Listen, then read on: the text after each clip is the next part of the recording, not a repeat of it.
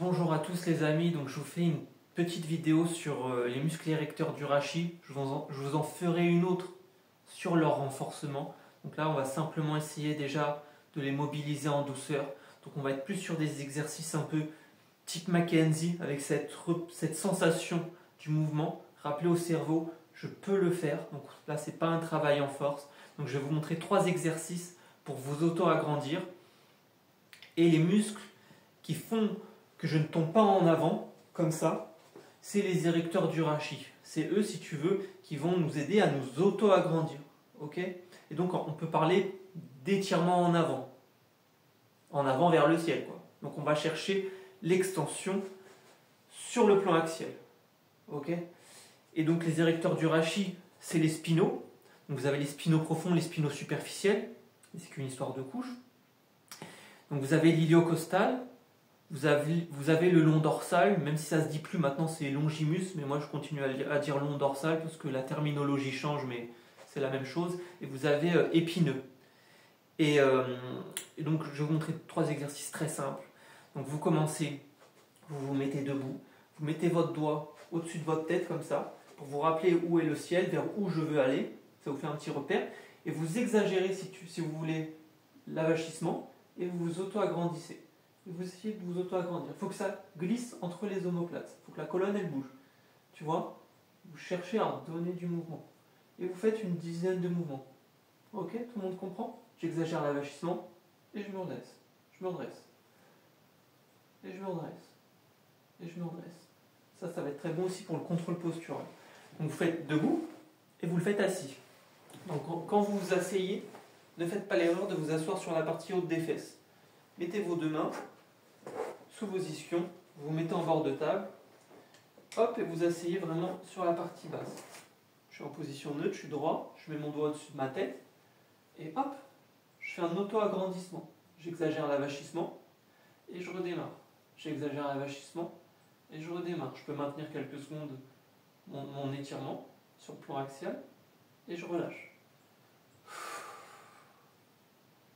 Et vous faites en fluidité. Hop, ok ? Donc ça, c'est des exercices cons, mais c'est pour rappeler au cerveau, je peux le faire. C'est ce muscle, il est fait pour faire ça. D'accord ? Et vous pouvez finir, par exemple, par un petit étirement axial. Donc vous mettez bien vos talons, vous les collez contre le sol. Donc vous fermez l'angle de progression, c'est-à-dire que vous mettez vos chevilles pas ouvertes vers l'extérieur, vous les mettez à la largeur du bassin de manière bien parallèle, pas comme ça, mais vraiment comme ça. Vous collez vos mains contre le mur pour rentrer le menton.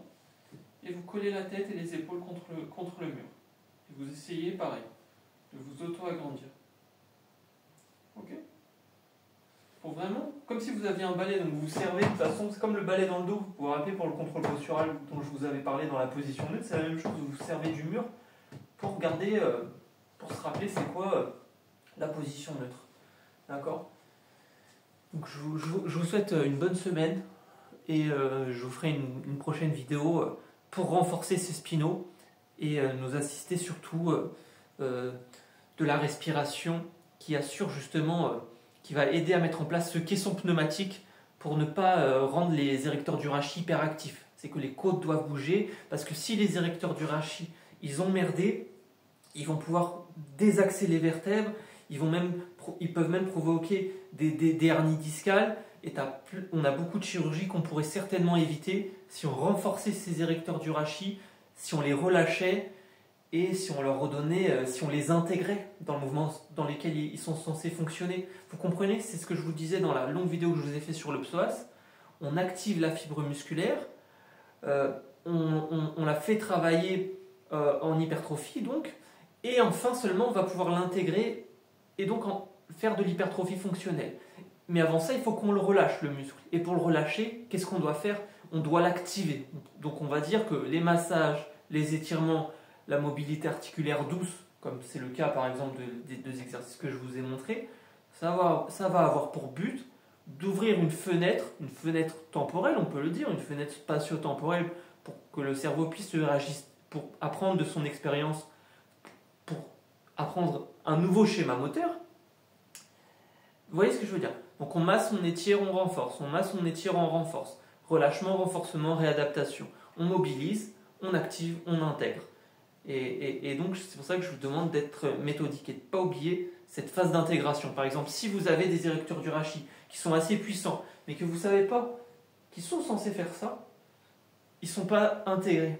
Vous voyez ce que je veux dire? Ils sont là, mais et puis ils vont finir par se déconditionner. Parce qu'ils sont là, mais ils font pas. Je ne les ai pas intégrés dans le mouvement dans lequel ils sont censés fonctionner. Et on a beaucoup d'échecs en kinésithérapie parce qu'il n'y a pas d'intégration. Parce qu'ils vont faire de l'hypertrophie, on fait le mouvement bête et méchant. Voilà, on isole, on fait le mouvement bête et méchant. Mais après, on n'intègre pas. Tiens, le muscle, il est censé faire ça. Et donc, comme il n'y a pas d'intégration, on continue à faire notre déconditionnement en spirale, on continue à recruter des chaînes musculaires inappropriées, on continue à faire des dominances des synergistes et on continue à consolider nos inhibitions motrices.